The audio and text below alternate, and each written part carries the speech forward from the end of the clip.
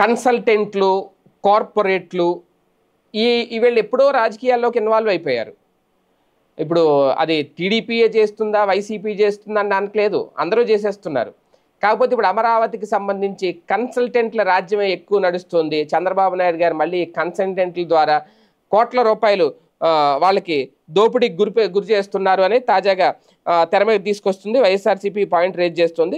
అమరావతిలో కన్సల్టెంట్ల కోసం భారీగా ఖర్చు చేస్తున్నారట. ఇప్పటికే 3 కన్సల్టెన్సీని సిఆర్డీఏ నియమించిందట. కొత్తగా జోన్ 7లో చేపట్టే ప్రాజెక్టుకు మేనేజ్మెంట్ కన్సల్టెన్సీ కోసం సిఆర్డీఏ ప్రతిపాదనలు ఆహ్వానించింది.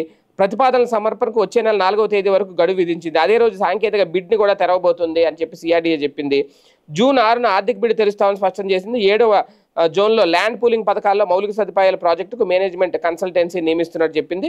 ఇప్పటికే దాదాపుగా జోన్ 2, 4, 6, 10లో చేపట్టిన ప్రాజెక్టుల పర్యవేక్షణకు మేనేజ్మెంట్ కన్సల్టెంట్ని సిఆర్డీఏ ఎంపిక చేసింది. ఈ జోన్లలో చేపట్టే ప్రాజెక్టు పనులు పర్యవేక్షించడం, ఎప్పటికప్పుడు తనిఖీ నివేదికలను సిఆర్డీఏకి సమర్పించే మేనేజ్మెంట్ కన్సల్టెన్సీని RV associates architects engineers and consultants private లిమిటెడ్కు 42.33 కోట్లకు సిఆర్డీఏ అప్పగించింది.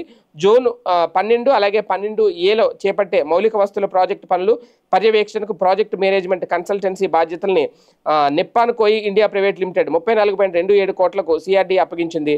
అమరావతి రాజధాని ఆర్థికాభివృద్ధిలో ప్రైవేటు భాగస్వామ్యాన్ని ప్రోత్సహించడానికి వ్యూహాత్మక నిర్వహణ కన్సల్టెంట్ను సిఆర్డీఏ నియమించింది. ఈ బాధ్యతను press water house Coopers private లిమిటెడ్కు 9.69 కోట్లకు సిఆర్డీఏ అప్పగించింది. ఇలా ఇప్పటికే 86.29 కోట్లు కన్సల్టెంట్కు దోచిపెట్టేందుకు నిర్ణయించగా తాజాగా ఎంపిక చేయనున్న కన్సల్టెన్సీ కట్ట 10.60 కోట్లు చెల్లించినట్లు కూడా ప్రతిపాదనలో ఆహ్వాన పత్రంలో సిఆర్డీఏ స్పష్టం చేసిందట. అంటే మొత్తం మళ్ళీ కన్సల్టెంట్ల రాజ్యం రాబోతోంది. కన్సల్టెంట్లకి భారీగా దోచిపెట్టబోతున్నారు, భారీగా ఖర్చు చేస్తున్నారు అనేది ప్రధానంగా వైసీపీ చేస్తున్న ఆరోపణ.